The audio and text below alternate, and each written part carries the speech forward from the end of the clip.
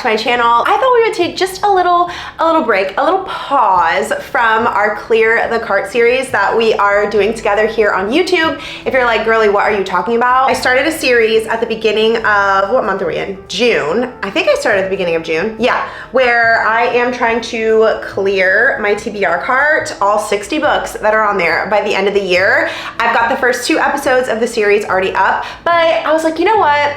I think it'll be fun if we just put a little pause in it. It's not going anywhere, don't worry. I am crushing it, might I add. Like, I'm doing so well with my June TBR, very proud of myself. We are halfway through the year, which means it is time for the mid-year book tag, right? So I've seen this video floating around on YouTube. I'm pretty sure that the version that I'm doing started with Sarah Caroli, I think. I'm not 100% sure, but I'm gonna give her credit just in case it's true. I think there's 11 questions. I have them on my phone on a note, and I will pull them up and we'll go over them in a second. Before we get into the questions, 2 things. Number 1, my sweet dog, one of my sweet dogs, Buck, you can't see him, he's not in the frame, but he's our old man. He'll be 12 this year. I don't want to think about it. I will cry. He's taking a little snooze, right? Literally, I'm touching him right now. He's taking a little snooze off camera. And so if you hear some doggy snores, just let him live, okay? He's living his best life and I love him and I can't disturb him and kick him out. I just don't have the heart to do it. So doggy snores, just let him roll, okay? That's thing number 1. Thing number 2, I have decided how we're gonna handle me buying books in 2024. So in my last video, which was episode 2 of the Clear the Cart series, I asked you guys what I should do about books that I buy in 2024. Like, should I add them to the 60 books that were on my TBR cart and make them a part of the Clear the Cart challenge, or should I start a new TBR cart for 2025? Like, what's the vibe? What are we doing? You guys gave me so many good suggestions in the comments, and I decided how we're gonna go about it. I'm gonna share it with you in episode 3 of Clear the Cart, which will be my June wrap up. I'll be posting that probably the 1st or 2nd week of July. We're going out of town next week, so I won't be filming or editing. But when I get back, that video, top priority, which shout out to me. I am very proud of myself because if I get this video edited and up before the end of June, that will be 3 book videos that I have posted on my channel in a month. And my goal when I decided to start the Clear the Cart TBR challenge here on my channel was to post 1 book video a month. I'm just having such a good time that it's easy for me to make room in my schedule to film and edit, because I really am like, this is such a fun hobby for me. And so I think once I got through the first video, like that was the hard part, right? Like sitting down, filming video 1, relearning how to edit and like all that stuff. But once I got the first one under my belt, I'm like, wow, this is a good time. The BookTube community, you guys are angels. And so thanks for making this fun for me. And it's just making me want to create more videos. So, okay, those are all the updates. Now let me pull up the questions for the mid-year book tag. I've got my stack of books. You can't see them right now because I don't want to ruin the surprise. So I'm going to go question by question and just answer them, because that's kind of how you do a tag video, you know what I mean? Okay, so question number 1, best book you've read so far in 2024. I feel like this is a lot of people's answer, and I wanted to choose something else because I wanted to be different, but I would be lying if I chose something else, because this book, just so near and dear to my heart. So near and dear to my heart. So, funny story by Emily Henry. I read this book with my book club. It was the first book that we read together for That's What She Read book club, and it's the only book I've ever tabbed. I didn't tab a lot of it, just what I wanted to talk about in our book club meeting, and I loved it so much. Emily Henry, I'm gonna be honest, I know people are ride or die for Emily Henry. She's hit or miss for me. So Beach Read, one of my top reads of all time, absolutely love it. Every other book by her, it's all right. Like, it's all right. So I had low expectations for this. Blew me away. I think with Emily Henry's books, you have to relate to the characters or character, at least one of them, in order to care about the story and to like enjoy the reading experience, or else the books are kind of mundane feeling. Because I feel like the reason why I love the characters that she writes when I resonate with them is because they feel so normal. They feel like one of us, you know what I mean? At least that's how I feel. And so when I read this, Daphne, the main female character, I related to her in so many ways. And the main male character, Miles, he reminds me so much of my husband. And so I just really love this. So the reason why, so if you've never heard of it and you don't know what it's about Daphne and Miles. They're both with other people. Are they both engaged? I know for sure Daphne's engaged. I don't think Miles is engaged, but maybe he was. I don't know. So they're with their people. Their people break up with them to get together because their people liked each other like back in the day, and they're like, okay, we actually want to get back together. So then Daphne ends up moving in with Miles, and it's a whole thing. So Daphne's a librarian. How incredible is that, first of all? What made me resonate with Daphne was a few things. So the first one, she has a little bit of daddy issues, and the type of daddy issues that she deals with are similar to the ones that I have dealt with and kind of healed from. So that really got me. Second part is she's kind of an introvert, kind of a little bit socially awkward, not like completely socially awkward, but she has to like hype herself up to like be in social situations. Can relate like to my core. And then the other thing that I related to her, she loves female friendships, but like she's not the best at them. Like she has to work and be really intentional to be a good friend. Same, me too. So absolutely loved this book so much. And it kind of made me excited about Emily Henry again. I was kind of losing hope, not in her as an author, she's an incredible author, but in me liking the books that she writes. But this one, dang you guys, it just hit. I'm gonna read you one of my favorite quotes because it's just everything to me. It says, all those moments throughout the days, weeks, months that don't get marked on calendars with hand-drawn stars or little stickers, those are the moments that make a life. Not grand gestures, but mundane details that over time accumulate until you have a home instead of a house. The things that matter. The things I can't stop longing for. There's only one place that feeling exists for me, only one person with whom I belong. Love. Best book that I've read in 2024 so far. So there we go. I'm gonna have to go a little bit faster for the rest of these or we are gonna be here all day long. Okay, noted. So question number 2 is best sequel you've read so far in 2024. I don't know if this counts. So I have 2 just in case people are like, okay, that's pushing it. The first one, okay. It's a part of an interconnected standalone series, technically, right? It's book 3. This is Just for the Summer by Abby Jimenez. She's one of my top 3 favorite authors. I read every single one of her books. I love them. She was my top favorite author, new author to me last year. I started reading her books last year. She came out with this one recently and it is so good, so good. So technically, I feel like it's part of a series, so it counts, right? It's so good. It is so good. The reason I love Abby Jimenez and her writing is because I feel like she writes rom-com-y type of books, but they have emotional depth to them. And I need emotional depth to care about a romance book, personally. So this is just, when I was reading this, I just remember it's one of those books that I was out living my life and thinking about the characters and I was like, I wonder what they're doing. I wanna get back to the book. I wanna know what's going on. It's about Emma and Justin are the main characters and they both have what they believe to be is a curse where the person that they're dating, like they break up with them and then they go on to get married and like meet the one, the love of their life. And then they're left hanging like, okay, cool, another one. So they meet online on Reddit and then it goes from there. So it's so good. I loved this one so much. But in case you're like, okay, Jess, that's kind of pushing it. That's not really a sequel. I hear you, but like I couldn't not mention that book. It was my second place for best book that I've read this year, right after Funny Story. So in case that feels like pushing it, the sequel that I will go with then is this one, which is Crown of Midnight by Sarah J. Maas. So far, this is my favorite book in the Throne of Glass series. I'm currently doing the tandem read of Empire of Storms and Tower of Dawn. So I still have Kingdom of Ash. I have not finished those 3 books. But this one has been my favorite of the series so far. The end, I just remember finishing the end and just being like, jaw hit the floor.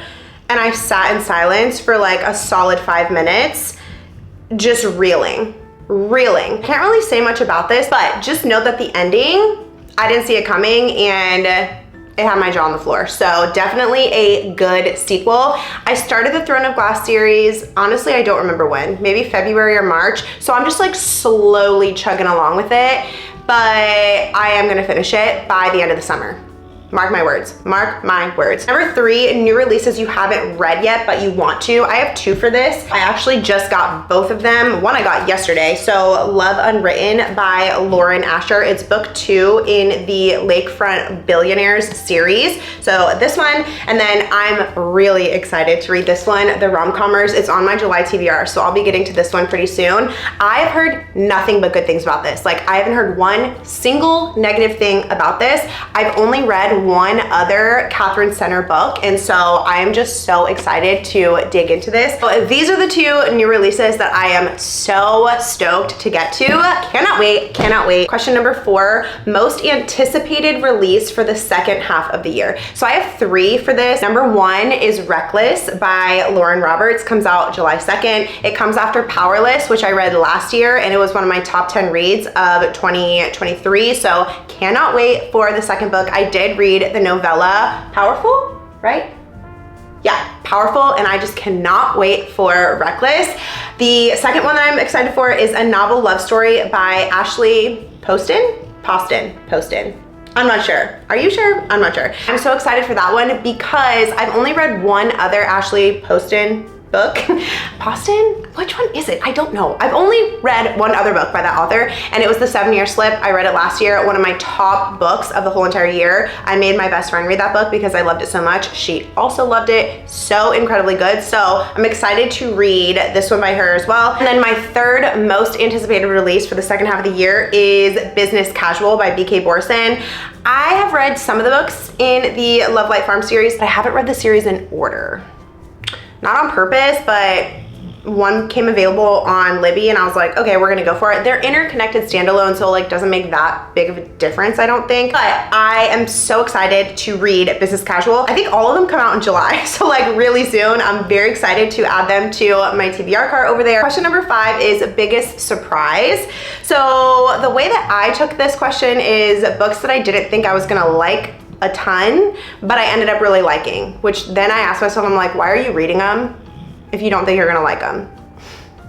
I really can't answer that question. I don't know, but I have 2. So these were very big surprises for me. Second Mate by Ali Hazelwood.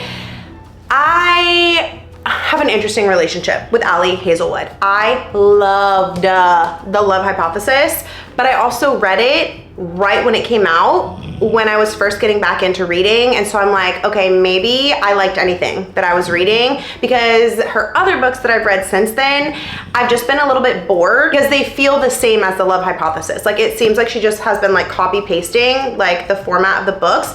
And so I just didn't get as connected to those ones. So I don't know if I actually loved The Love Hypothesis as much as I think that I did, or if I was just like a newbie getting back into reading and I was just like stoked about any book I was reading. You know what I mean? Also, my dog is really snoring, so you probably hear him, but it's fine.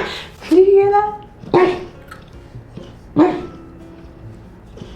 Are you dreaming? So Check and Mate, I did not have high expectations going into it, but I wanted to give it a go, and I absolutely loved it. I loved it. I listened to this one, I remember, because I listen to audiobooks when I work out, and so I have vivid memories of putting in my little AirPods, going out to our gym in the backyard and working out and being so excited to go and listen to Check and Mate.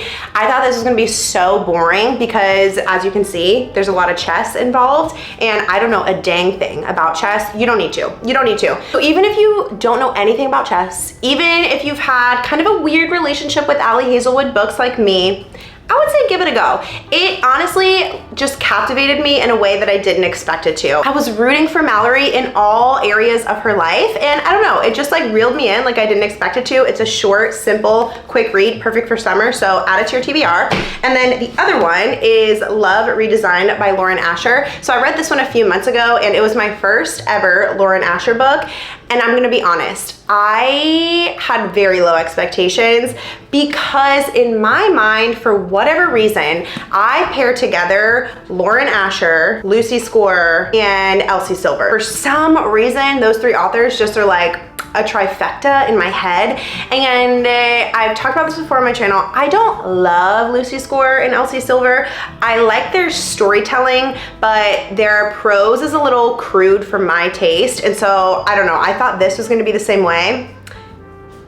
I was wrong. I was wrong. I will eat my words. I was wrong. This book was so good. This one just had me giggling, kicking my feet. It looks long. I read this in like 2 days, which is fast for me. I am not a fast reader. I remember I was reading it on my Kindle and I was staying up late to read, which I don't do. I'm a toddler mom, and listen, I get so tired after my baby goes to bed. So I usually don't get to read that much at night because I'm just tired. As soon as I like sit down with a book, I'm like, good night. This one kept me so invested. I loved it. Was it cheesy? Yes, a little bit, but I don't know. For whatever reason, I just loved it. I think the reason I loved it so much is the family dynamic that was happening. So Julian's family and Dahlia's family, those are the two main characters. Their families know each other. They kind of grew up together, and Dahlia was engaged. She was a star on some like HGTV style show. She ended up like her engagement got broken off and she wasn't doing the show anymore. So she moved back home to, what is it, Lake Wisteria, I think. Yeah. And then Julian, he's a billionaire, and they're just like working on this new project together. And I don't know, this is my first time reading like a billionaire romance, and it's just so absurd. The things that they can do as billionaires to express their feelings, it's out of control, but it's so entertaining. So absolutely ate this up and did not expect to at all. Question number 6 is new favorite author. So new to me, Catherine Center. This is my first Catherine Center book that I ever read, The Bodyguard, and I adored it. I adored it. I had such a good time reading this. This is a book that I started out reading and I ended up renting the audiobook because I had to know what was going on at all times. Like no matter what I was doing around the house, doing dishes, cleaning, hanging out in my daughter's room, like whatever, I was like, okay, let me just put in one AirPod and see what is going on. I'll be honest, y'all, I'm the type of person, I read a book, even if I love it, the details, they're gone. They just do not stick in my brain, but I remember how I feel whenever I read books. Am I the only one that struggles with that?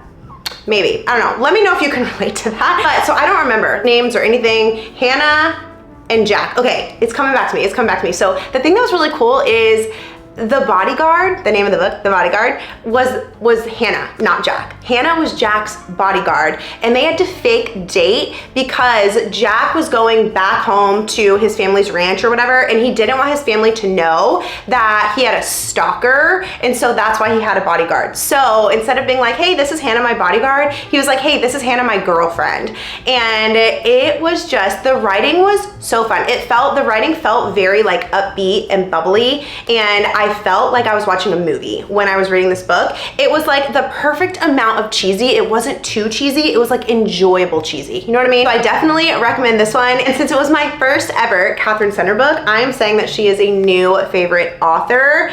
I've only read one book, but you know what? I haven't read that many new authors this year, so we're gonna go with it. We're gonna go with it. Question 7 is newest fictional crush. Okay, this one, so easy. And I was gonna try to not repeat books for this, but I'm repeating. Miles from Funny Story, I already told you guys, he reminds me so much of my husband because he is just, the way that he came off to me, he is just so positive. He's like a walking green flag, in my opinion. I just feel like he was top tier when it came to words of affirmation and acts of service. Like when he would bring her coffee to work, I was just, okay. How he was writing on her little calendar that she had hanging up, I was just like, so Miles, you're the man. You are the man. Okay, I ran out of space on my memory card and had to delete some stuff, but we're back. So if it looks different, that's why. But what was I saying? I think I was talking about Miles whenever I got cut off. Miles is the man. Miles is the man. I just adore him. So I pretty much all of these little tabs that you see here are things that Miles said and or did that just made me swoon. So one thing that really stood out to me about him is when, like I already told you, he like brings her coffee to work, like very cute little like day things. Absolutely love, so cute, adore. But the thing that I was just like, so Daphne, the main character, I told you guys earlier, she's a librarian and she was kind of planning this readathon for she's a children's librarian. So she was planning this readathon for the kids and Miles takes her on a date to senior prom. like old people, not like high school. And so she goes to this senior prom and he brings her so that she can network with people to like sponsor the readathon. And I was just like, okay. So that is one of the many reasons why I just love Miles. So he's my guy. Question number 8 is book that made you cry. I'm be honest, there's only been 2 books that have made me cry this year. So I'm just gonna share both of them with you. The first one is The Storied Life of A.J. Fickery, and the other one is Ready or Not. So first of all, this cover, can we just, stunning. I love it. That's why I bought it, was because of the cover. Not gonna lie. So I read this book last month and this book this month. So I'll start with this one. This one made me cry, I think because I'm a newish mom. So my daughter's a year and a half old and she's my only daughter, and this is about someone who is experiencing pregnancy for the first time, unexpected pregnancy. She's in her 30s, like it's just like she was just like, whoa, like this is changing my life, not what I expected. I had my daughter in my 30s, and just watching her kind of grow and heal while she was pregnant just resonated with so much of my story, because I was in therapy when I was pregnant and just doing a lot of healing so that I could show up as the healthiest version of myself for my daughter. So just reading this got me in my feels. I remember the last couple of pages, I was just like fist pumping for the main character. I don't even remember her name, Eve. And I just had tears like trickling down. So I don't know if this one will hit for people who aren't moms, but man, it got me. And then this one right here, the ending just made me cry. And again, I think it has to do with the fact that there was a kid in the story. I'm a softie when it comes to kids now that I'm a mom. Didn't used to be that way. But this book, it's just so beautiful. It feels so sad when you're reading it, but then the end, like everything just comes together and it's just like this beautiful like circle of life type of situation. And I don't know, this one, I remember this is another one where I was reading the physical copy and then I downloaded the audiobook because I was like, I need to be reading right now. I need to know what's going on. And I remember I was driving when I listened to the end of it and I rewinded it and listened to the end 2 times because I was just like, how beautiful, so emotional. I had tears coming down while I was driving. So this is another one, made me cry. I don't cry very often when I read books, I'm gonna be honest. So it's kind of weird that I read both of these like within 2 months of each other and cried for both of them. Those are the 2 books this year that have made me cry, just hit me right in my heart. Question number 9, book that made you happy. So this one, I have Mixed Signals by B.K. Borson. This is another one. This happens a lot. This is a pattern in my life. I was reading this, like physically reading it, and I remember I was working out and I was like, I need to know what's going on with the characters. Like I need to know what is happening in this world. So I downloaded the audiobook and I was listening to it while I was working out. And I just remember having the cheesiest grin on my face while I'm out there like lifting weights. I could just feel the chemistry between the 2 characters, their names. I told you guys I could never remember names. Layla and Caleb. I just felt like they were so pure and cutie together. I was cheesing hard when I was out in our gym just lifting weights, and I don't know, I felt like it's a small town vibe and I love a small town romance. Like give it to me, wholesome one, you know what I mean? Like I love a wholesome small town romance. And so it's about Layla, she's a baker, and Caleb, which anytime I read about a baker for some reason I'm just like, how cute. Like a baker, a florist, like any type of job like that, I'm just like, your life is so cute and I just want to read about it. So Layla is just fed up with dating. She's just like, okay, I cannot find a guy. There must be something wrong with me. What the heck? So Caleb agrees to date her for a month and kind of like give her feedback. She's giving him feedback of like, okay, this is why we can't find someone. This is what you could do better. This is what's wrong with you. Like that's their intention going into dating. Obviously, I'm not gonna spoil it, but I'm sure you can gather where this goes. So it's just so cute. Their chemistry is just so sweet. So I absolutely loved this and it just made me giddy. It made me giddy when I was reading and listening to it. And plus the cover, so cute.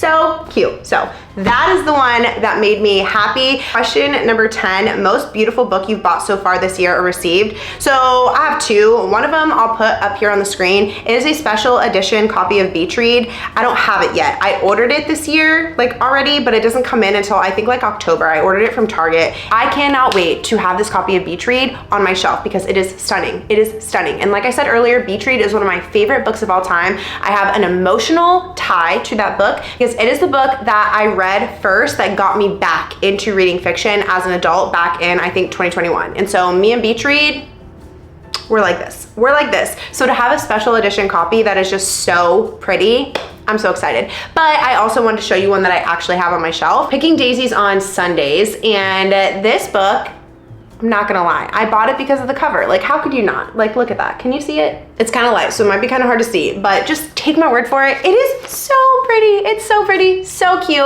I was taking so many pictures of like my coffee in this book when I was reading it. Also, this would be runner up to this one for a book that made me happy. I just remember reading this. I think Levi, is that the guy's name? If it's right, that's a big deal because I never get people's names right. Yes, it's Levi. See, if I can remember a character's name in a book, that is a telltale sign that I actually like the book and it stuck with me. Daniela is the female main character and Levi is the male main character. They're childhood best friends, you guys. They're childhood best friends, which is a trope that is so near and dear to my heart because my husband and I met when I was 16 and he was 17. So childhood friends to lovers is like my trope. It is my trope. And so this is just so sweet and so pure. Levi's a college professor. That's another profession that I just love reading about when a character in a book does it. So like baker, florist, college professor, so random, I know. But I just ate this up and I think she's a fashion designer or she's in school to be a fashion designer, I'm pretty sure.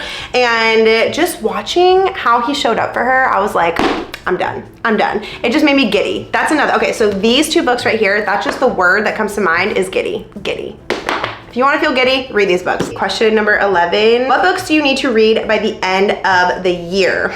Well, if you're following my Clear the Cart series on my channel, then you know that I have to read all the books on my TBR cart by the end of the year because that's my challenge to myself, and give me a challenge and I'm gonna make it happen. So I'll be reading all those books by the end of the year, but the ones that I am like most excited to read that are on the TBR cart, I figured we just do that. The Wishing Game by Meg Schaefer. I don't know anything about this. I have just seen it around and I, for some reason, just feel really excited to read it. It gives magical realism. I haven't even heard that many people talk about it, to be honest. I've just seen it and I'm just so excited to read it. So this one, Women by Kristen Hanna. All of her books make me cry. All of her books emotionally wreck me in the best way. And I've only heard good things about this. So I'm so excited to get to this one. And then this one, Kingdom of Ash. Okay, I'm gonna be honest. I'm not excited to read it because fantasy takes me forever to read. I am so slow when it comes to reading fantasy. This is a chunker. It's almost 1,000 pages. So I'm not looking forward to the actual reading process because I think it's gonna be daunting, but I wanna know how the Throne of Glass series ties up. I want to know because I've heard that this book is out of control in the best way, like incredibly mind-blowing. And so I want to know. I want to know what the hype is about. So I have got to read this by the end of the year. Okay, and that is all the questions for the mid-year book tag. I hope you guys enjoyed. I figured it'd be fun for you to kind of see what books I've already read this year because you know what books I have to read this year. So I thought it'd be fun for you to kind of get a little glimpse at some of my favorites from the year so far. I have read 51 books, 61? Hold on. I've read 51 books so far this year, and these are the best of the best in my opinion. So I love you guys so much. I appreciate you watching. Don't forget to subscribe if you want to see if I can clear this cart by the end of the year. Episode 3 of my Clear the Cart series will be up in like mid-July-ish with all of my thoughts on the books I read in June / letting you know if I actually finished all of the 10 books that I was supposed to read in the month of June. I haven't yet, but I'm getting there. I'm getting there. So I love you so much. I appreciate you, and I hope you have the best day ever.